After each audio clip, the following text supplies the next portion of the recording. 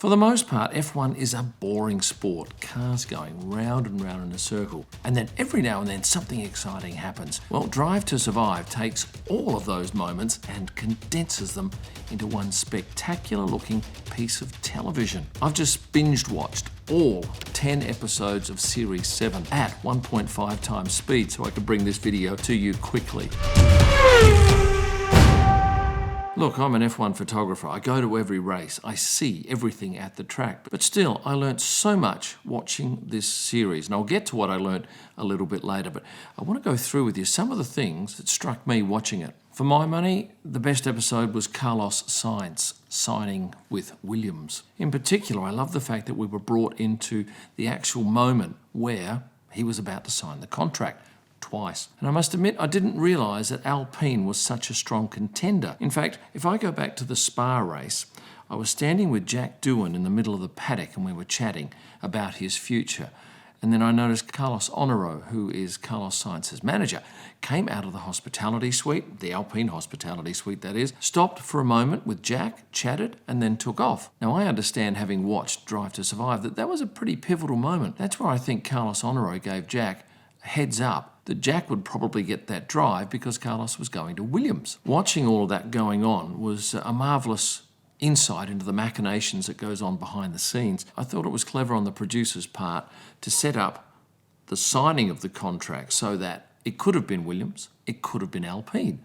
And both of those were ready for him to sign. It was some beautiful editing that really built up to that moment. And I think if you weren't an F1 fan and you were watching this, that would have been absolutely thrilling. But of course, we all knew, those of us close to the sport anyway, knew that he'd gone to Williams. But Drive to Survive is very much a promotional tool for the sport to get new people in. And when those new viewers watch the way that James Vowles introduces Carlos to the team, I think they'll get a little tingly feeling in their body. I liked it.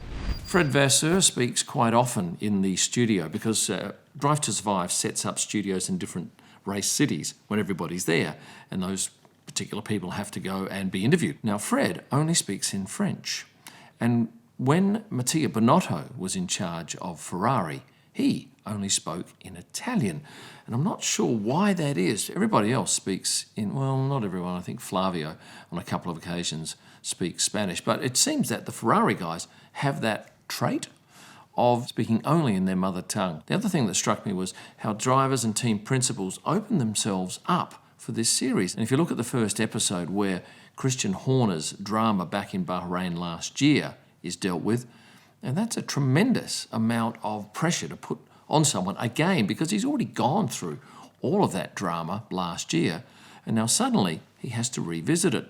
And I can tell you that all of the teams get the Drive to Survive series some days out from publication. So they've got time to have a look, they've got time to work out how they will handle any media that comes up as a result of this series. They can't request any changes at that point of time. That had to be all done well prior.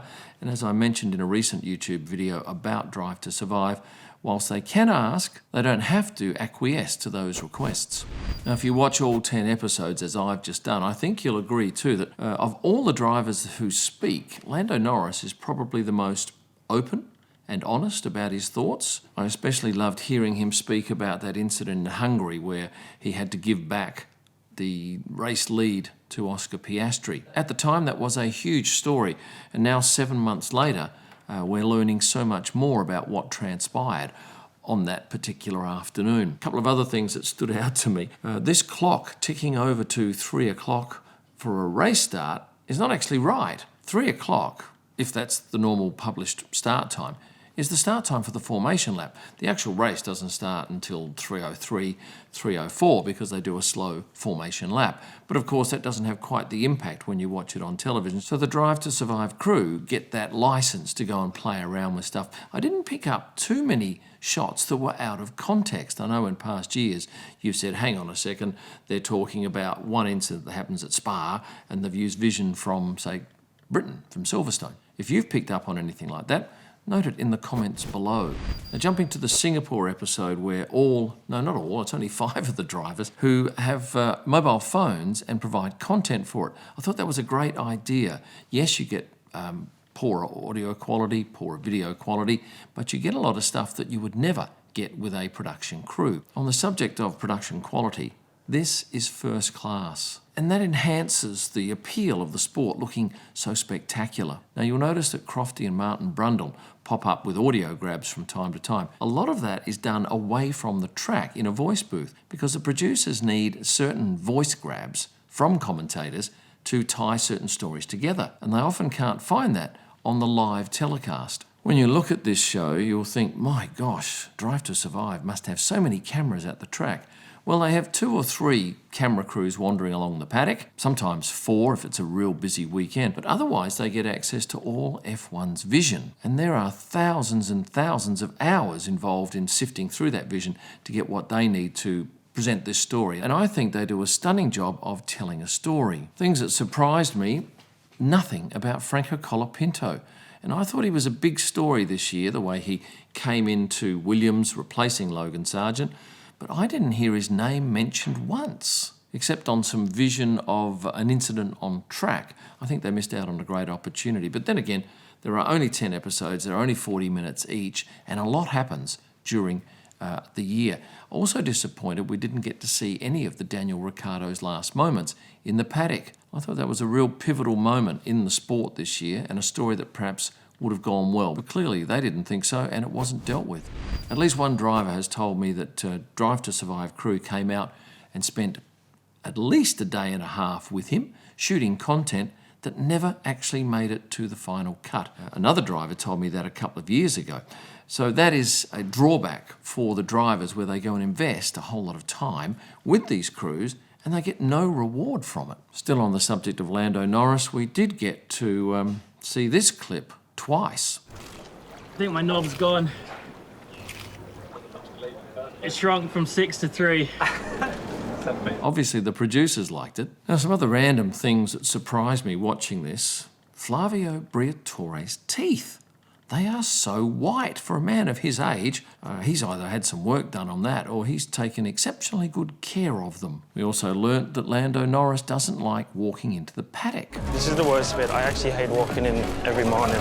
George's comment, where after the Singapore race he openly confessed that his body got up to 40 degrees by the end of the session, was an eye-opener. He looked like he was in very poor shape after that race, and it reminded me of the drama in Qatar last year, was it? No, the year prior, where the likes of Lance Stroll came out of the car looking very ordinary, and Logan Sargent had to pull out of the race altogether because it was simply so hot. And I did like this comment from Charles.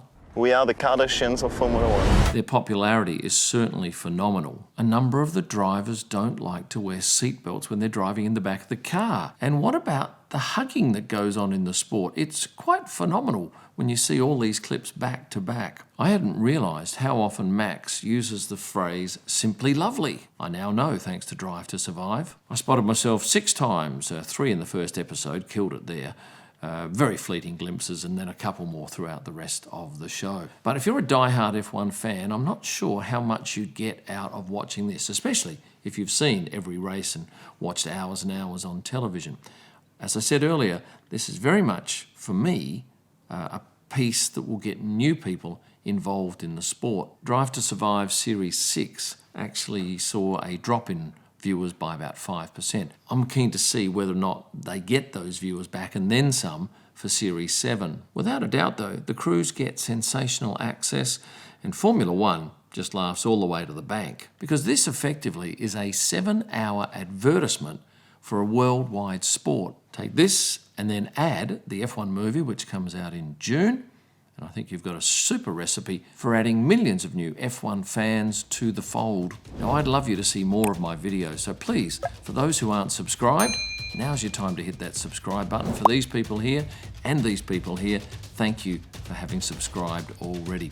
And for a whole lot of extra social media content and merchandise, these are the important sites to look at. Thanks for watching and stay passionate.